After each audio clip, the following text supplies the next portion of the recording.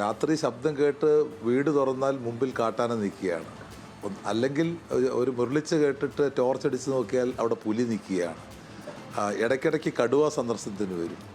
ഏതെങ്കിലും കൃഷി ഉണ്ടെന്നുണ്ടെങ്കിൽ മുഴുവൻ കുരങ്ങ് തൂത്തു പറിച്ചുകൊണ്ട് പോകും. ഒരു മൈൽ വന്നിറങ്ങിയാൽ എല്ലാ പച്ചക്കറിയും അത് വെട്ടിയെരിഞ്ഞ് തിന്നും. ജീവിക്കാൻ ഒരു രക്ഷയില്ല. നമ്മുടെ റോഡിലൂടെ നടന്നു പോകുന്ന കുട്ടികൾ അവർ ജീവൻ പണയം വെച്ചാണ് നടന്നു പോകുന്നത്. കാരണം പേപ്പട്ടി തെരുവും കുറുവും നടക്കുകയാണ്. ഇതൊരു ഗുരുതരമായ അവസ്ഥയാണ്. നമുക്ക് ജനങ്ങൾ പൊറുതി മുട്ടിക്കഴിഞ്ഞിരിക്കുന്നു.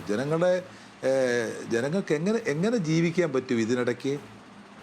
അതിനിടയിൽ സ്വാഭാവികമായിട്ടും ഒരു പ്രതിരോധം സംഘടിപ്പിക്കാൻ ജനങ്ങൾ തയ്യാറായാൽ എങ്ങനെ നമുക്ക് ജനങ്ങളെ കുറ്റപ്പെടുത്താൻ പറ്റും? അപ്പോൾ പ്രതിരോധം മാത്രമേ ഇനി മാർഗമുള്ളൂ. നമ്മൾ ആക്രമണത്തിനൊന്നും പോകുന്നില്ല. പക്ഷേ ആ പ്രതിരോധം തീർക്കുന്നതിൻ്റെ ഭാഗമായി നമുക്ക് ജീവിക്കണം. അതാണ് പ്രധാനപ്പെട്ട പ്രശ്നം. ജീവിക്കാൻ വേണ്ടിയുള്ള ഒരു പോരാട്ടമാണ് അത്. പത്തനംതിട്ട ജില്ലയിൽ മാത്രമല്ല, ഇപ്പോൾ മലപ്പുറത്തെ കാര്യം ഇപ്പോൾ ഹർഷം പറഞ്ഞു. ഇടുക്കിയിൽ ആനകൾ നടത്തുന്ന സംഹാരതാണ്ഡവം നമ്മൾ കണ്ടുകൊണ്ടിരിക്കുകയാണ്. ഇപ്പോൾ കൊല്ലം ജില്ല, ഇപ്പോൾ ആലപ്പുഴ ജില്ലയിൽ എത്തിയിരിക്കുന്നു. നിങ്ങൾ ആരെങ്കിലും വിശ്വസിക്കുമോ?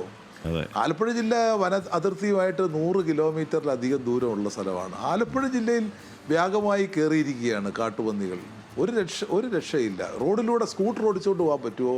പൊടുന്നനവെയാണ് ഇത് കുറുകെ ചാടുന്നത്. വളരെ വേഗമാണ്. എത്ര ആളുകളാണ് സ്കൂട്ടർ മറിഞ്ഞ് മരിച്ചിരിക്കുന്നത്? എത്ര പേര് ആശുപത്രിയിലുണ്ട്? ഈ ജില്ലയിൽ തന്നെ ഇപ്പോൾ ഏതാണ്ട് 2 ഡസൻ ആളുകൾ ആശുപത്രി കിടപ്പുണ്ട്.